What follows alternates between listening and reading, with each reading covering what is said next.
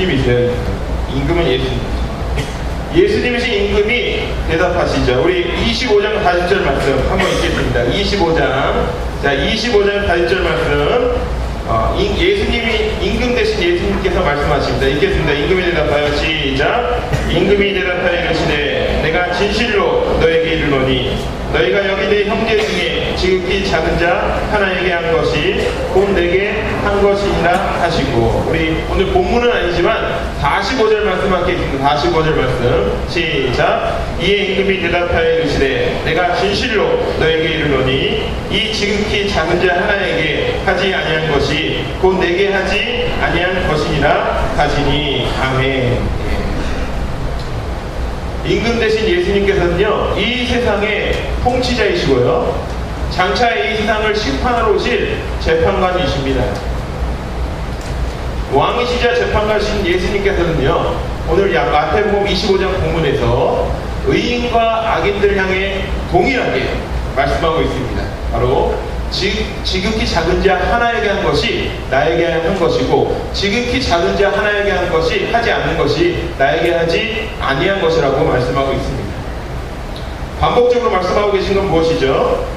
우리 주변에 있는 지극히 작은 자 그 한 사람이 바로 누구를 대하는 것과 마찬가지라는 거죠. 우리 주변에 있는 지극히 작은 자 그 한 사람을 대하는 것이 바로 예수님을 대하는 것과 같다는 것입니다. 그렇기 때문에 우리는 우리 주변에 있는 지극히 작은 자 한 사람이 나와 아무 상관없이 보인다 할지라도 그 사람들을 절대로 소홀히 대해서는 안 됩니다. 우리는 사랑의 빚진 자들입니다. 우리는 지금 엄청난, 그리고 상상할 수 없는 놀라운 사랑을 입어서 지금 이 자리에 앉아 있습니다. 저와 여러분들이 지금 이 순간까지 있기까지 수많은 사람들의 사랑의 손길을 우리가 받았고 누렸습니다. 그 손길이 어디로부터 온 것입니까? 바로 우리를 구원하신 예수 그리스도 그 사랑으로부터 흘러내려와 지금 이 순간까지 우리에게 이르게 된 것입니다. 지금 현재 전 세계에는 한 200여 나라가 있는데요, 지난 100년 동안 다른 나라에게 도움을 받던 나라가 100년이 지난 지금 현재 다른 나라, 수많은 어려운 나라에게 도움을 주는 나라로 바뀐 나라는 전 세계에서 지금 우리나라밖에 없다고 합니다. 100년 전에는 도움만 받던 이 대한민국이 지금 현재 2017년 현재 도움을 주고 있는 그 나라가 우리나라가 유일합니다. 반대의 경우는 많이 있습니다. 100년 전에는 도움을 줬지만 지금은 오히려 도움을 받고 있는 나라가 많이 있습니다. 우리나라의 역사를 볼 때 우리 학생들은 아시겠지만 역사는 굉장히 가슴 아픈 역사를 가지고 있습니다. 우리나라가 지난 2000년 동안 우습게 보았던 일본에 의해서 무려 35년 동안 식민지 지배를 받았고요, 수십만 명의 사람들이 죽임을 당하고 수백만 명의 사람들이 엄청난 어려움을 당했습니다. 아마도 성경에 나와 있는 이스라엘 백성들이 바벨론에 의해서 무참하게 포로로 끌려가고 70년 동안이나 어려움을 당한 일과 비슷합니다. 그런데요, 살아계신 하나님께서는요, 우리나라를 향해서 130년 전에 태초부터 계획하신 놀라운 일들을 펼치십니다. 바로 수많은 선교사님들, 예수 그리스도의 복음을 들고 다른 나라에 가서 복음을 전하는 수많은 선교사님을 통해서 이 대한민국 땅에 복음이 전파해지기 시작한 것입니다. 그리고 수많은 믿음의 사람들이 이 대한민국을 위해서 물질로 후원하고 기도하고 헌신하였습니다. 130년 전에 우리 대한민국은요, 지극히 작은 나라 한 나라에 불과했습니다. 그리고 우리 지극히 작은 나라에 속해 있는 우리들은요, 우리 믿음의 많은 선배들은 너무나도 지극히 작은 자 한 사람으로 배움받은 초라한 사람들이었습니다. 우리 조상들은 너무나 비참하고 암담하고 소망이 없는 역사적인 과정을 걸어가고 있었습니다. 그런데요, 우리 예수님께서는 지극히 작은 사람들이 가득한 이 대한민국 땅에 어떻게요? 수많은 선교사님을 통해서 찾아오셨습니다.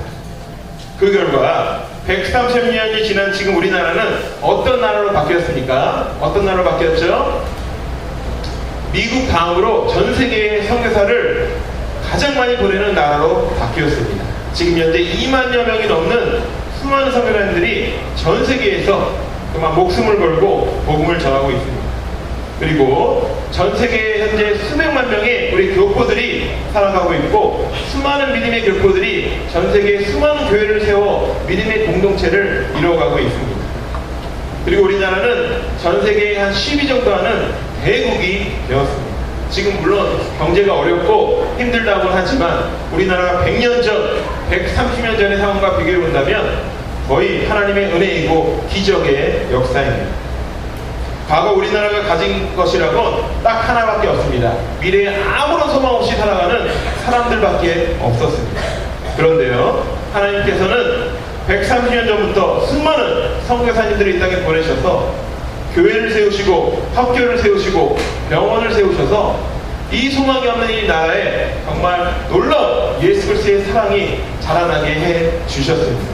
그래서 수많은 선교사님들은요, 하나님을 사랑하고 내 이웃을 내 몸과 같이 사랑하는 그 말씀에 순종하여서 우리 대한민국의 많은 선조들을 너무나 사랑하고 섬겼습니다. 무엇보다도 선교사님들은요, 아무런 이해관계가 없던 우리나라 사람 한 사람들을 정말 내 가족 대하듯이 사랑하고 섬겼습니다.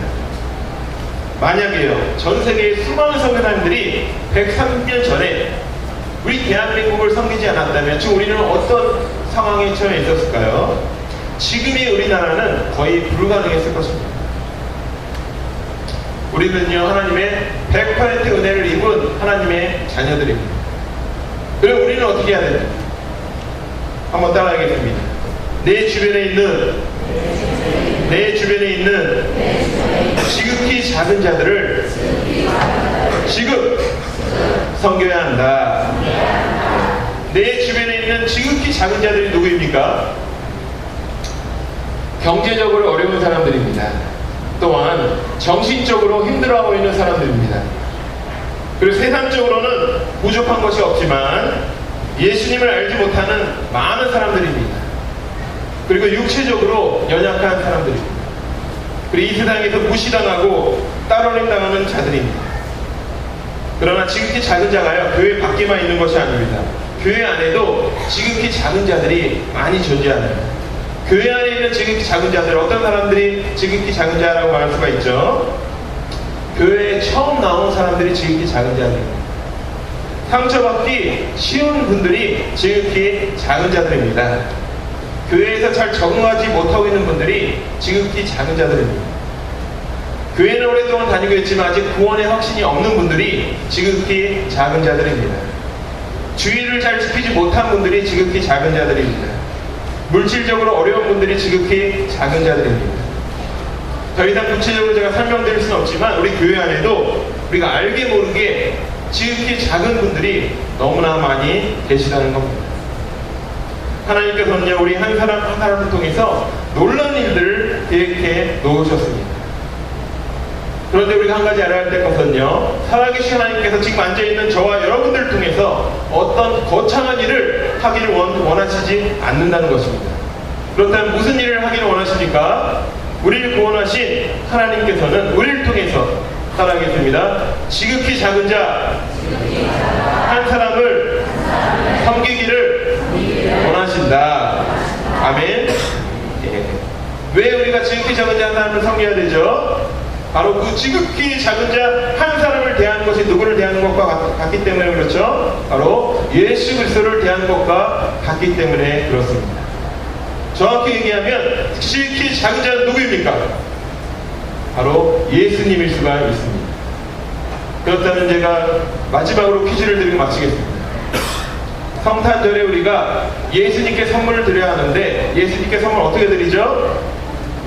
예수님께 선물을 드려야 하는데 어떻게 드립니까? 드릴 방법이 없습니다. 그렇죠? 드릴 방법이 없어요. 그러나 우리 성경에서 힌트를 주셨죠? 지극히 작은 자 한 사람을 대하고 지극히 작은 자 한 사람을 섬기는 것이 곧 예수님 나를 섬기고 나에게 선물을 주는 것이라고 성경에 정확히 말씀하고 있습니다. 그래서 우리는 성탄절을 맞이하여서 우리 공동체, 우리 가족만 생각하는 것이 아니라 정말 내 주변에 있는 지극히 작은 자 한 사람을 어떻게 섬길까 고민하는 가운데 실제적으로 실천에 옮기시는 귀한 성도님들 되시길 바라겠습니다.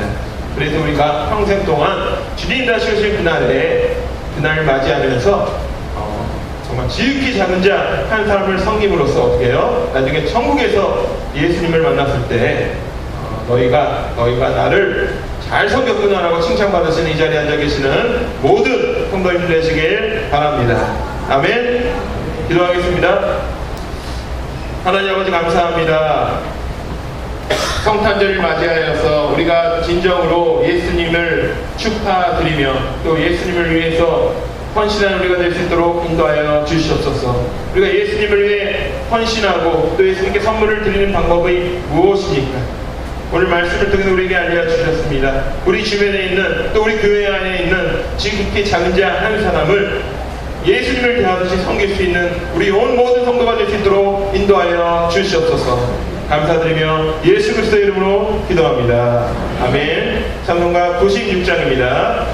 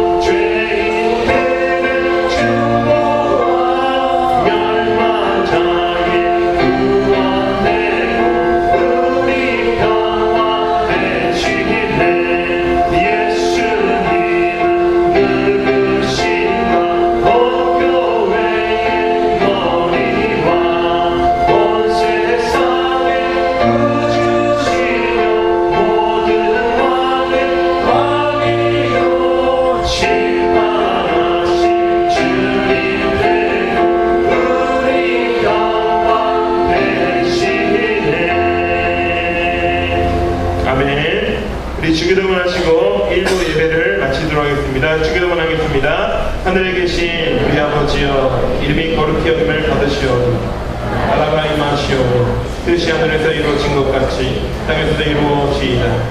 오늘 우리에게 일용할 음식을 주옵시고 우리가 우리에게 죄 지은 자를 사하여 준 것 같이 우리 죄를 사하여 주옵시고 우리를 시험에 들게 하지 마옵시고 다만 악에서 구하옵소서. 나라와 권세와 영광이 아버지께 영원히 있사옵나이다. 아멘.